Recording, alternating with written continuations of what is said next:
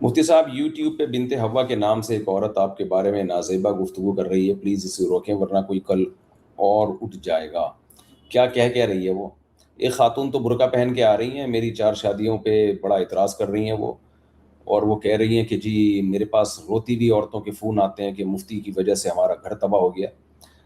تو اگر یہ وہی خاتون ہیں تو ان تک میرا پیغام پہنچا دیں، کبھی آپ کے پاس ان خواتین کے بھی فون آئے ہیں جن کی شادی نہیں ہو رہی، بیوہ ہو گئیں، طلاق یافتہ ہو گئیں، اور پھر وہ زنا کی طرف چلی گئی ہیں یا وہ ڈپریشن سے پاگل ہو گئی ہیں؟